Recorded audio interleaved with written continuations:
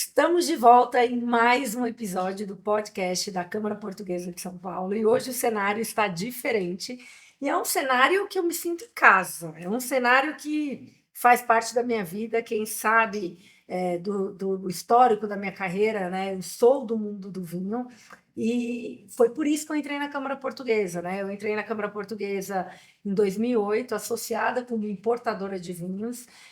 E hoje é um prazer estar aqui à frente da Câmara Portuguesa, conseguindo entrevistar uma outra associada, né? Uma pessoa que eu falo que a gente não é concorrente, a gente luta pelo mesmo objetivo, que é o quê? A cultura do vinho.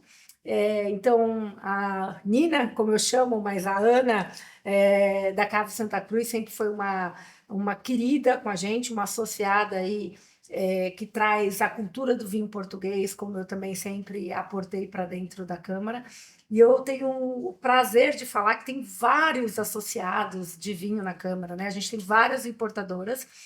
E hoje eu escolhi a Nina aqui para entrevistar, porque além de eu adorar a Nina, é uma pessoa que tem uma história muito parecida com a minha na trajetória do mundo do vinho. E eu queria perguntar para a Nina, como que começou a tua história no mundo do vinho?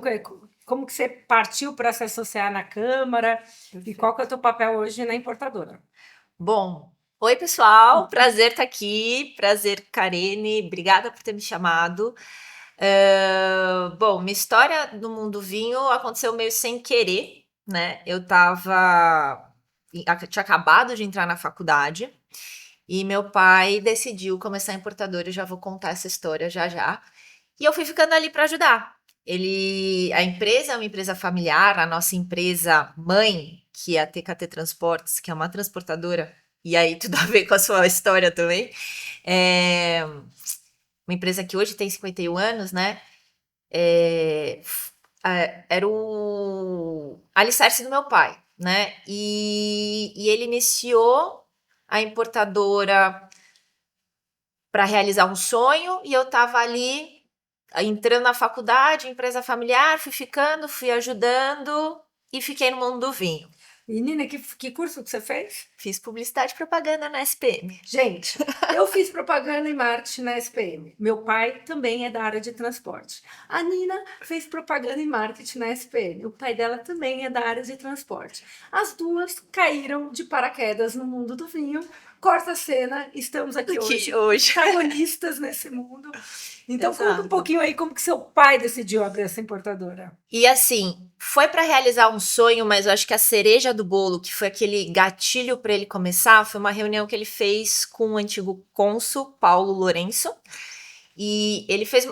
Paulo chamou imigrantes portugueses e pessoas que eram ativas na comunidade portuguesa para uma reunião para falar da situação de crise que Portugal estava enfrentando, passando, e quem pudesse, o imigrante que pudesse colaborar com o país de alguma maneira, porque a gente sabe que tem muitos empresários portugueses aqui no Brasil, que pudesse ajudar de alguma maneira, que ajudasse. Acho que esse foi o gatilho, acho não, né? Esse foi o gatilho do meu pai de falar, vou começar a importar. Sem estrutura, sem nada. Estrutura tinha, né? A transportadora, a TKT é focada em transporte aduaneiro, né? Então ele sempre flertou com essa área de importação e ele faz parte, né, do processo. Então já tinha uma pequena expertise em importação, nenhuma em comércio, porque sempre trabalhou com serviço, né? E começou a Caves. E para mim foi uma coisa muito importante, porque eu sempre tive uma vida confortável, né? Não tive grandes luxos, mas sempre estudei numa boa escola, fiz intercâmbio, entrei numa faculdade muito importante, muito boa para a área que eu escolhi. E eu tinha um dilema: seguir as coisas da família, e eu não me via no ramo de transporte, ou ir para alguma coisa que eu queria seguir, mas eu também não sabia o que eu queria seguir. Assim, quando a gente está na escola, a gente falar, essa matéria eu não gosto, não sei o quê. Eu ia bem em todas as matérias, tinha facilidade de aprendizado, só não gostava de física, mas mesmo assim tirava 10. Então eu tava naquele grande dilema, assim, o que eu vou seguir?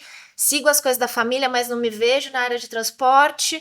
Entrei na área de publicidade porque meu irmão tinha feito, e meus irmãos são bem mais velhos que eu, então quando eu era pequena, meu irmão trabalha na área de cinema, ele sempre trazia, sei lá, DVD da Xuxa. DVD não, né? Fita cassete. Então, eu falei, acho que é isso. Acho que é publicidade, sempre fui comunicativa. E aí, vem importadora. E eu comecei a falar, nossa, aqui acho que tem um negócio diferente. Eu acho que foi muito... Hoje, né, eu reflito sobre isso. Importar vinho, ainda mais numa empresa com uma estrutura mais enxuta, você está direto com o consumidor final. A primeira vez que eu vi um restaurante, fui num restaurante e vi uma mesa pedindo um vinho meu e vi alguém consumindo aquilo que a gente tinha trabalhado, tinha buscado, isso me encheu, né, de orgulho. E aí me achei. Então, a Caves foi a realização do sonho para o meu pai e a resolução de um grande impasse da minha vida. Se eu ia seguir o ramo do transporte e as coisas da família, ou se ia seguir qualquer outra coisa. E foi assim que parei no mundo vinho. Muito legal. Assim, a Nina também comentou de uma pessoa que eu acho que a gente pode homenagear nesse episódio e deixar em memória o nosso embaixador Paulo Lourenço, que infelizmente veio a falecer ano passado, ainda muito novo. Então, vou aproveitar para homenageá-lo nesse episódio, porque foi uma pessoa realmente que teve um protagonismo muito grande na comunidade portuguesa. E você imaginar que o pedido de um cônsul para ajudar os negócios do país, né, os negócios portugueses, um empresário de sucesso como o pai da Nina atender esse pedido e fazer o que é hoje a Cave Santa Cruz, que é uma importadora aí de várias marcas portuguesas e totalmente focada em Portugal, né? Sim. Já tem alguns produtos fora de Portugal. Sim, também, né? Como que foi essa transição? A gente começou vindo só portugueses. Uhum. E a gente tinha uma equipe que era um familiar nosso que veio, sem expertise de Brasil, né? E não deu muito certo, a gente trouxe um monte de coisa, consignava com vários clientes e depois não tinha conta, sabe? Aquela bagunça total, enfim. Esse familiar desistiu, não deu certo, e aí entrou um diretor comercial que começou a abrir o portfólio para outros negócios. Então a gente começou a trazer outros países, que naquele momento foi interessante, porque Chile, Argentina tem aquele diferencial de imposto, então isso já diminui custos, isso foi muito importante para a gente começar abrindo coisas, né? Abrir clientes com vinhos mais de entrada para depois você oferecer Portugal. Para depois trabalhar com Portugal. Mas era uma gestão que tinha muito foco mais para volume, clientes, grandes clientes, então supermercados. E eu e meu pai, a gente sentia que aquelas marcas que a gente tinha tanto carinho de trazer não estavam sendo bem trabalhadas. Aí essa fase se encerrou um pouquinho antes da pandemia e aí eu e meu pai pegamos, agora é nosso, agora a gente vai tocar isso. Comecei a fazer mais cursos, entender um pouquinho mais de vinho e aí pandemia. Uhum. Então todo aquele foco de trabalhar restaurante, que é um canal que faz muita marca, né, eu acho. Foi meio que por água abaixo naqueles momentos. A gente tinha já o trabalho com alguns supermercados, fomos mantendo.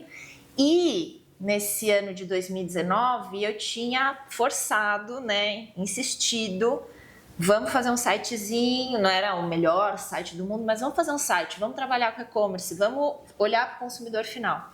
E que foi muito importante durante a pandemia. Exato. Não, gente, assim, as coincidências da história da Nina com a minha são muito interessantes, né? Por isso que eu acho que eu gosto tanto de conversar com ela.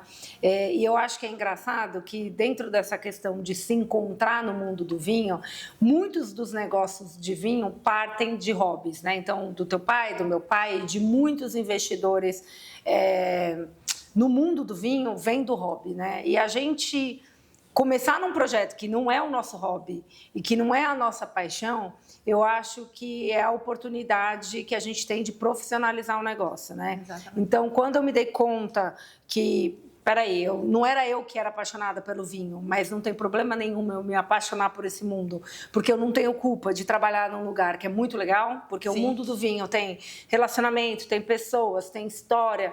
Para nerds como eu e a Nina, são coisas que trazem muito animação, muita vontade, mas nem tudo são flores. E eu acho que é interessante que o mundo do vinho tem sempre aquela coisa, quando a gente chega numa roda, na Câmara Portuguesa ou em qualquer outro lugar, todo mundo fala, nossa, trabalhar bebendo, ou nossa, que inveja o seu trabalho. Então, eu queria perguntar para a Nina, e eu tenho certeza que ela tem boas respostas muito parecidas do que seriam a minha. Quais são os principais desafios para importar vinho hoje para o Brasil? O que você vê hoje de principal desafio em termos de cultura, o que é o problema hoje? Bom, já te respondo isso, mas só queria fazer um pequeno gancho que você falou pra gente, né, de o vinho conecta tudo. Sim, comecei a gostar mais de vinho quando eu comecei a estudar e ver que eu juntava a biologia, a química, a história, todas as matérias que na escola são completamente distintas entre si num só lugar. Então, foi aí que eu comecei a falar, uau, isso é bem mais legal do que eu Perfeito imaginava. Perfeito nerd. Exatamente. Bom, eu acho que os maiores desafios hoje, assim, isso é uma questão chave, é a parte tributária. Uhum. É muito, e ainda mais com intercâmbio e com fluxo de pessoas, principalmente com o foco do nosso trabalho, que é Portugal, fluxo de pessoas que vão para lá. As pessoas chegam em Portugal, vem o vinho a €1,50 e aí chega aqui, o vinho tá triplo do preço, enfim. 6 vezes mais. Exato. Né? É difícil o consumidor entender toda a cadeia que está por trás. Tem muita burocracia, parte de contrarrotulagem, parece uma coisa simples, fazer uma etiqueta, só que as legislações são diferentes. A gente acabou de trazer aqui uns espumantes da Bairrada, que ele vem Brut Natur, Bruto Natur, ou enfim. E eu tive que tirar, falar, gente, vocês precisam tirar isso do contrarrótulo porque eu não posso estar Brut e Natur juntos, porque eles são classificações diferentes de acordo com açúcar. Ninguém pensa que naquele momento, você bebe vinho o tempo todo, que tem toda essa burocracia para resolver depois. Isso é tempo, é dinheiro, porque chega aqui, o produtor não tirou porque o produtor lá não entendeu essa diferença, chega aqui eu tenho que fazer uma desova, aí o fiscal não libera, e aí eu tenho que tirar todas as caixas, tirar todas as etiquetas que falam o bruto, enfim. Então, tem muita burocracia e hoje o que eu sinto é que o Brasil ainda está nesse processo de entender e de ter essa cultura do vinho, tanto na parte de consumo. Não de consumo, mas eu digo assim, esses fiscais, essa galera que a gente percebe que tem muito fiscal que chega novo de outro estado e isso vai trazendo uma letargia. E o consumidor não está enxergando isso e fala, mas como que você põe 6 vezes o valor do vinho?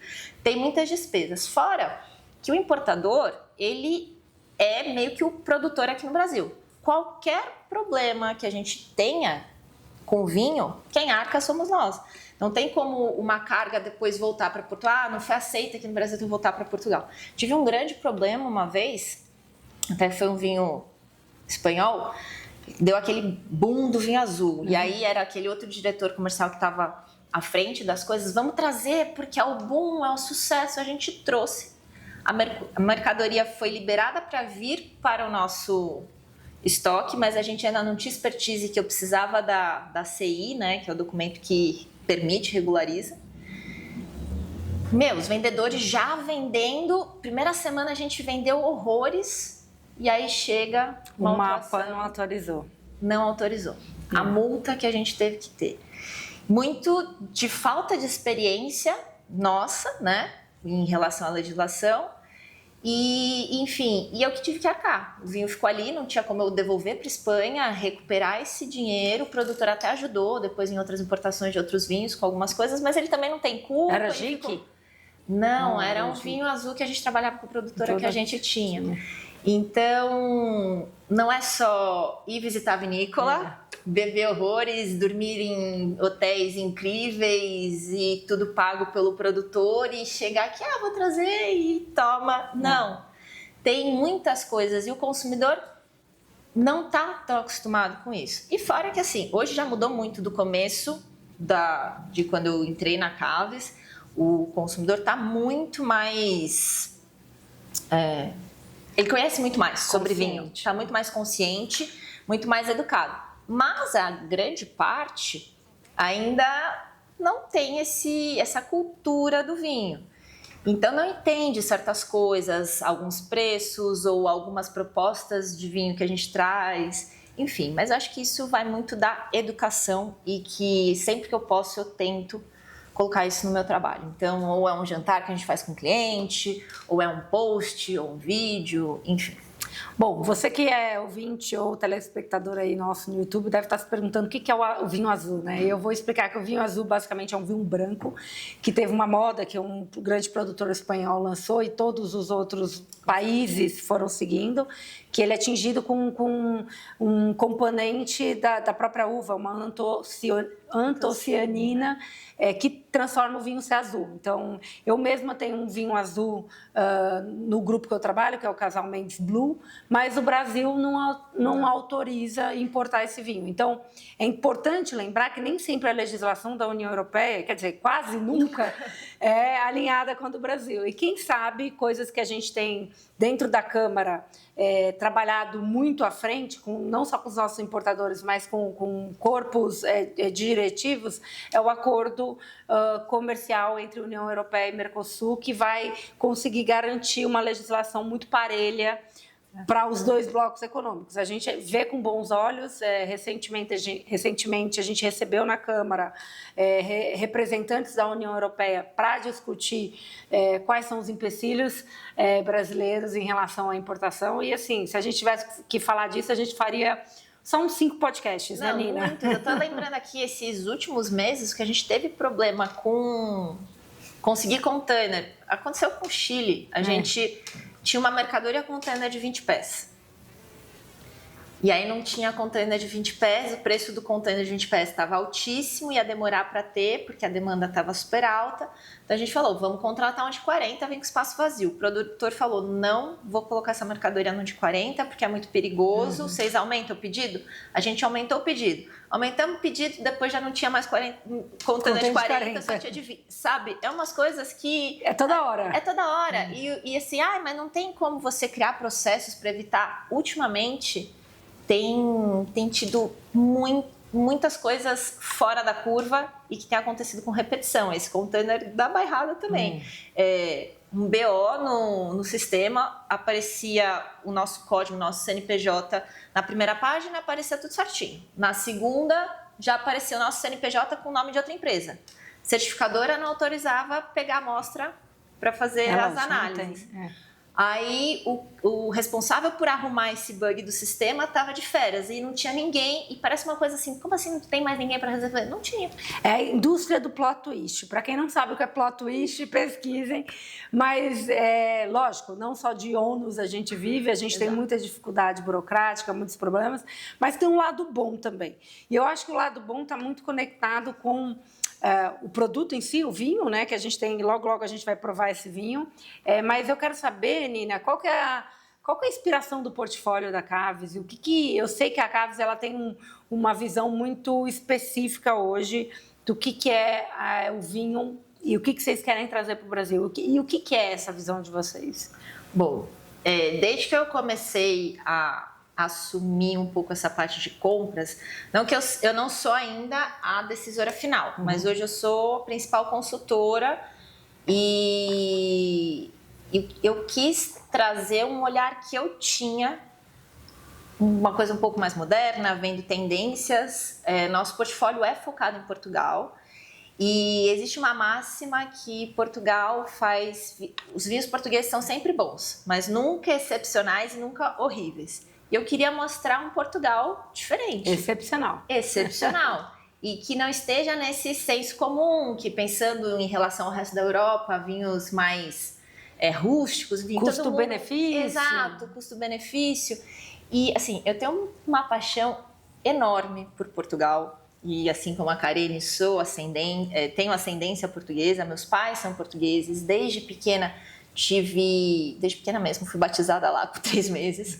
Eu tive a oportunidade de visitar e eu tenho uma conexão muito forte. E eu queria traduzir esse sentimento naquele portfólio que eu trago, né? Trazer as coisas, assim, o que eu trago com muito amor, com muito carinho por aquilo que eu vou buscar. E eu queria que as pessoas vissem isso e vissem esse Portugal que eu enxergo. Quando eu era pequena, sempre tive a oportunidade de ir para lá, eu vinha das férias e ficava na casa, era que nem ir para casa de vó, eu ia para Penafiel, que é a cidade dos meus pais, e não viajava muito. Portugal ainda, frente a outros países da Europa, tá um pouquinho mais atrasado. Então as pessoas, ela foi para Portugal, mas E aí, né? Que coisa moderna. Hoje Portugal é um mundo, eu falo. Tem que conhecer. Então, você. Portugal desenvolveu muito, então não é só aquela coisa do antigo, do que ficou preso com a ditadura. Não, Portugal tá incrível e isso se traduz nos vinhos, né? Fui agora recentemente à ProWine e me surpreendi com as coisas que encontrei. Quando a gente começa no mundo vinho, a maioria dos cursos, eu fiz W7, né? Foca muito em França, porque é base, enfim. E eu falava, meu, mas cadê Portugal nesse curso? Cadê as coisas diferente de Portugal? E aí, sei lá, coloquei isso pra mim de que é um trabalho meu trazer essas coisas diferentes, encontrar coisas diferentes. Tanto que o que eu trouxe hoje é diferente, até para os portugueses. A gente vai provar já já. A W7 é um curso, né? A Wine Spirit Education Trust, é uma escola inglesa, uma das maiores referências de ensino e educação no mundo do vinho. A Nina também tem W7, eu também fiz W7, tem vários níveis no W7 que a gente vai estudando. E é isso, lá aparece um pouco Porto, até aparecer Portugal demora, já nos níveis muito mais avançados do curso que aparece Portugal. E a ProWine é uma spin-off de uma feira famosa de vinhos, né? A maior feira de vinhos do mundo é a ProWine em Düsseldorf. E agora a gente tem uma ProWine em São Paulo, que é a maior feira de vinhos da América Latina, que acabou de acontecer. E uma das coisas que eu acho que a Nina comentou muito bem é o Meet Point da América Latina. E a gente espera o quê? Um Chile, um Argentina e um Uruguai muito forte. Mas foi bonito de ver como Portugal se posicionou no meio da feira e de forma muito presente, né? Então, é engraçado como os portugueses, né, e o vinho português tem uma aceitação no Brasil tanto quanto os nossos vizinhos sul-americanos, apesar dos números serem diferentes. O Chile representa 42% dos negócios no Brasil, Argentina 20% e Portugal 16%, mas a gente tem um apego, né? Tem. E eu acho que o trabalho que Portugal tem feito, essas comissões vitivinícolas das regiões e a própria Vini Portugal, enfim, o trabalho que eles têm feito em turismo, né? As entidades de turismo, tudo, é um trabalho que tem sido espelhado para o resto da Europa. Total. Você não via nenhum trabalho de Espanha. Fui convidada, a FENAVIM fez a FENAVIM é uma feira da Espanha, tá, gente? Fez um evento para apresentar o que era a FENAVIM e levou importadores para lá. Recebi recentemente e-mail da Alemanha procurando importador e querendo fazer esse trabalho. Portugal já começou lá faz tempo. Então, aquele país que, em teoria, era mais atrasado na Europa é super visionário. Pelo menos no ramo do vinho, é incrível mesmo ver a presença que Portugal tem. Tinha o stand da Vini Portugal ali com 4 corredores, estava lá com a bacalhoa. Depois tinham vários stands das regiões, então vinhos verdes, Beira Interior, Trás-os-Montes, Lisboa, Dão, Tejo. Quantas regiões investiram em stands para trazer produtores e falar das regiões, falar daquela característica que eu acho que Portugal tem muito, que é valorizar o que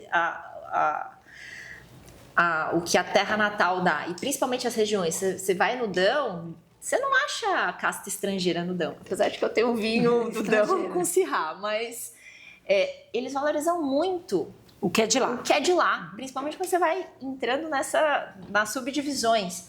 E é muito legal o trabalho que tem sido feito. Muito legal. E eu tenho certeza que os nossos ouvintes estão acostumados a ouvir Douro, Alentejo, alguns devem conhecer o Dão, mas a Nina, como ela gosta de provar que ela é plot twist, ela trouxe um vinho aqui de uma região de vinhos que não é tão conhecida assim para o vinho. É conhecida para o turismo. Eu queria que você contasse um pouquinho desse vinho, Nina. Vamos lá. Trouxe Morgado Quintão para a gente tomar aqui e falar um pouquinho. Região do Algarve é uma região turística. Ou você pensa nas praias ou você pensa nos resorts com golfe. Os próprios portugueses não conhecem o poder da viticultura algarvia e realmente é um poder que é pouquíssimo explorado, né? Produz-se uvas lá, mas a maioria é para venda, para outras empresas, enfim. E o Morgado Quintão é uma vinícola familiar que descende do Conde de Silves, eles estão ali na cidade de Silves. E sempre tiveram uvas, vendiam uvas, nunca foram do ramo do vinho, mas a matriarca dos atuais responsáveis pela vinícola era uma artista plástica, Teresa Vasconcelos. Não sabia, que interessante. E os filhos dela falaram, por que a gente não traz a arte que tá na nossa família há tanto tempo para o vinho também? Porque a gente tem aqui essa vinícola há não sei quantas centenas de anos aqui com a gente. E aí eles começaram com o projeto Morgado Quintão, com vinhos de assinatura. Se vocês pesquisarem qualquer coisa sobre vinhos do Algarve, eu pesquisei quando a gente começou a trazer, enfim, tem pouquíssima coisa na internet e a maior parte do que a gente vê são vinhos mais simples, super frutados, com um teor alcoólico mais alto, porque a gente está falando de uma região, acho que com mais de 320 dias de sol por ano. Então tem muito calor e isso vai impactar no que a gente vai encontrar no vinho. Mas, Morgado Quintão, ele quer fazer uma coisa diferente e tem essa visão para o futuro, essa tendência de vinhos mais leves, de vinhos mais frescos. E ele, ao invés de pensar no exagero de sol que o Algarve tem, ele vai buscar mais influência da salinidade, dessa influência marítima do ladinho do Atlântico, ali já meio Mediterrâneo, né? Eles contam com a Joana Massanita como enóloga e hoje é uma das sumidades. Ela tá cool, tá hipster. Inclusive ela está aqui essa semana com outro projeto dela, então, enfim, Portugal está sendo muito trabalhado aqui no Brasil, isso é muito legal. E eles trazem... A Joana é irmã do Antônio. Do Antônio, do isso. Massanita. E aí o Irmãos Massanita é a vinícola deles no Douro, deles juntos. E aí eles, assim, para quem não os conhece, eles são caçadores de terroir. Então eu digo que eles não têm uma assinatura deles. A assinatura deles é entender o que o terroir, o que aquela região melhor pode oferecer e trabalhar em cima disso. Então, eu trouxe hoje o Clarete, que é, em teoria, o vinho de entrada deles, mas eu pensei... Nossa, é complexo para ser entrada. Começou o dia chovendo um monte, aí abriu um sol. Eu falei, vamos de Clarete, que é um tinto mais leve, um tinto fresco, mas eu acho que ele é leve, fresco, mas ele não é simples. Não, tem muitas camadas aqui. Eu acho que é um vinho que tem cara de Brasil, de verão, tanto que o principal pairing dele, a principal comida, a primeira harmonização ali, sugestão, sardinhas na brasa. E que é um dos meus pratos preferidos, que é o prato do dia 24/6, que é o meu aniversário, dia de São João, super comemorado no Porto, em outros lugares também de Portugal, mas Porto. E, enfim, eu adoro, é o meu xodózinho. Saúde. Agora é um momento de saúde. Sim, momento de respirar saúde. E dar um bolinho. O que eu acho interessante, mas bom, é indiscutível, os irmãos Massanita têm feito vinhos com qualidade e potencial ao longo de Portugal, em várias regiões, né? Pico, Douro, sim. Alentejo, tem criado vinhos de Itália, tem criado um monte de coisa diferente. E esse vinho que eu acho interessante, do ponto de vista de negócio, que eu acho legal para trazer para o universo da Câmara, é que muitas regiões portuguesas estavam desaparecendo por conta da especulação imobiliária, né? Então, a gente tem Carcavelos, a gente tem Colares, que é dentro da região de Lisboa, perto de Lisboa, e Algarve também teve uma inundação imobiliária por conta do turismo, dos campos de golfe, e a gente vê cada vez mais agora um movimento contrário dentro desses lugares a valorizar o terroir, a valorizar os poucos hectares que sobraram nessas regiões. Eu acho que é mostrar o que Portugal tem de melhor e de diverso. Exato. Que Portugal, apesar de um país muito pequeno, é muito diverso em estilos de vinho, né? Sim. E você estava me contando que você teve na ProWine que você encontrou muita coisa diferente em termos de vinho, né? Muita coisa diferente. Fiquei impressionada com o produtor de Trás-os-Montes. Que, de novo, é uma região que normalmente vão ter aqueles tintos mais estruturados. E assim, eu tomei brancos ali fabulosos, com nível de complexidade incrível, com aquela parte mais mineral, que não é um descritivo, mas enfim. Não é aquela coisa da fruta que a gente está acostumado a encontrar, aquela fruta mais doce, não. Impecável. E, enfim, Tejo, Tejo, para quem não conhece, é uma região muito de vinhos para volume, Mais massificado e projetos belíssimos. Eu fui muito com foco em produtores que têm baixa intervenção, porque hoje é uma demanda muito grande aqui no Explica o Brasil. que é baixa intervenção, Nina. Bom, são vinhos, a gente chama de vinhos orgânicos, e aí depois você vai ter as subcategorias, vai entrando no natural, vai entrando nos biodinâmicos, enfim. Mas são vinhos que eles fazem frente, eles são uma corrente contra a parte da industrialização do vinho. Então, preservar castas indígenas, sim, sem químicos nas produções, leveduras indígenas não selecionadas. Para quem não sabe, na hora de fazer o vinho, você pode selecionar algumas leveduras para trazer aqueles aromas que você quer que tenham naquele vinho. Quando a gente está falando de leveduras indígenas, a gente não tem esse controle. E aqui, falando desse vinho, inclusive, é uma produtora orgânica, né, certificada, a maior do Algarve. E voltando um pouquinho que você falou, a casta desse vinho é a Negra Mole. Não a Negra Mole da Madeira, a Negra Mole do Algarve, que é uma casta indígena que estava quase extinta. Porque, como eu falei no começo, o Algarve era a região que se produzia uva sim, mas para venda. E a Negra Mole, ela tem uma peculiaridade. O mesmo cacho todo amadurecido, você tem bagos tintos, rosados e brancos. Ou seja, você não vai ter um tinto de extrema extração, que é o que quem compra uvas está pensando, uvas para volume, porque quer aquele vinho mais potente. Então, acho que foi se deixando de lado a Negra Mole para plantar casta, sei lá, Cabernet Sauvignon, coisas estrangeiras que têm esse foco, e para plantar casas também, né, por causa da parte imobiliária. E o Morgado Quintão foi um dos pioneiros a resgatar essa casta. Ela hoje representa menos 0,1% das castas portuguesas. Enfim, isso tudo a ver com esse movimento de Portugal de preservação, de focar na natureza, na terra, no que a sua terra tem de melhor, explorando todas as vertentes, não é climáticas, mas enfim, de terroir e de biomas que eles têm ali. Eu costumo falar, você vai de São Paulo ao Rio de Janeiro, Minas, pega toda essa parte, Serra da Mantiqueira, é a mesma paisagem, lindíssima. Mas olha quantos quilômetros de extensão que você tem da mesma paisagem. Lá em Portugal, você anda 20 quilômetros, já mudou, você anda mais... Você sai do Douro para o Minho, vai para o Minho, já é outra cor. Outra coisa completamente diferente. E aí, por isso que Portugal também tem toda essa diversidade. Bom, Nina, por incrível que pareça, voou o tempo, mas eu vou aproveitar para a gente encerrar aqui nosso papo.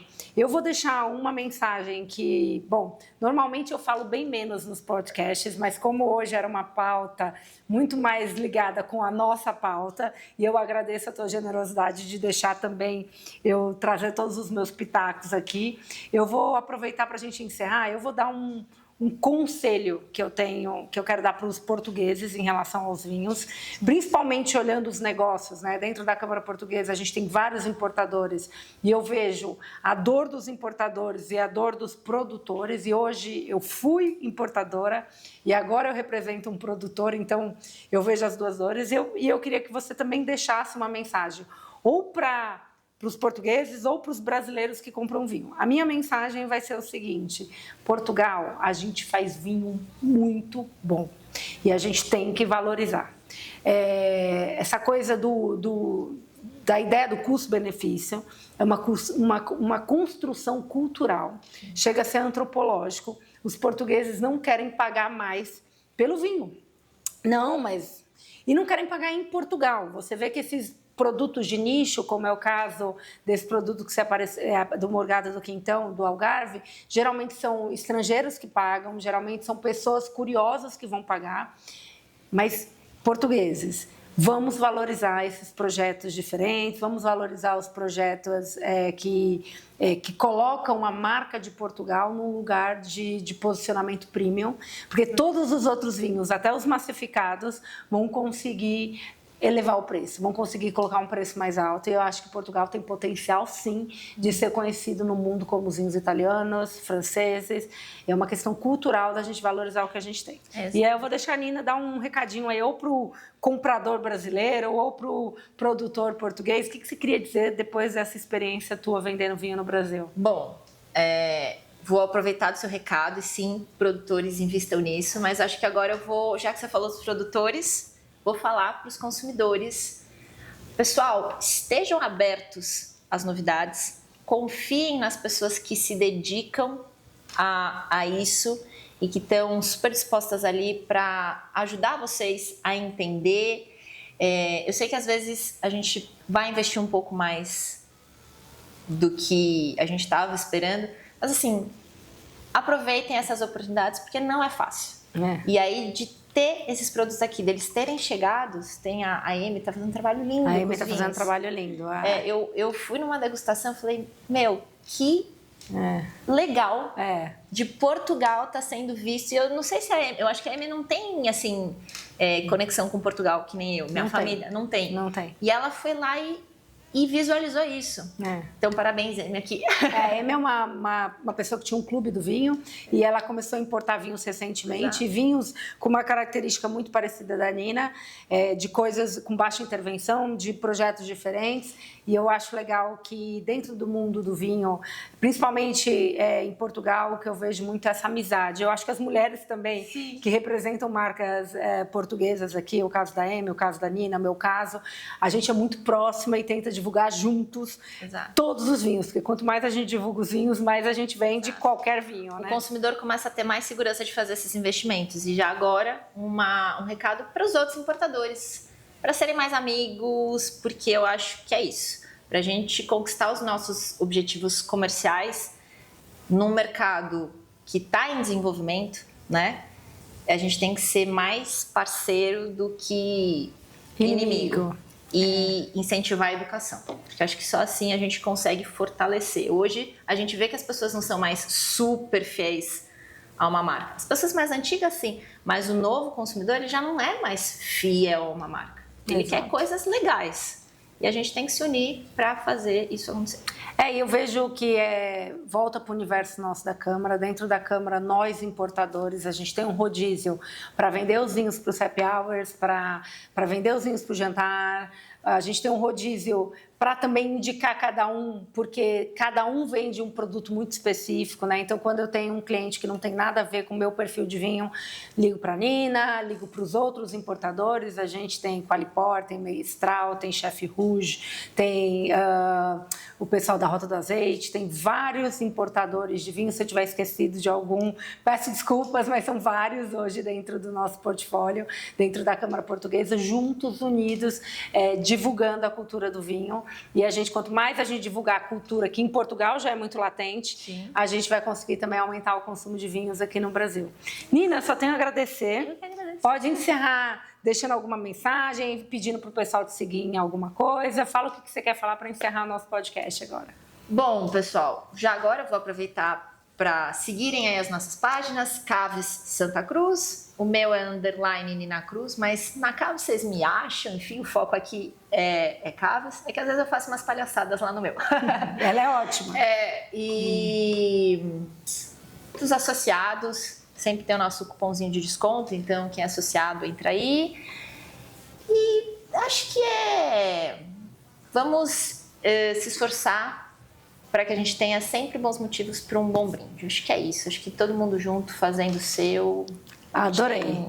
Tem sucesso. Então eu vou encerrar de uma forma diferente dessa vez. Vou encerrar com uma taça na mão, convidando todos, para quem não segue a página do YouTube da Câmara Portuguesa de São Paulo, entra lá no nosso YouTube, liga o sininho, compartilha esse conteúdo hoje com as pessoas que são amantes de vinho como eu e a Nina somos, e que não falte motivos para celebrarmos juntos. Exato. Saúde! Saúde! Saúde! Obrigadíssima!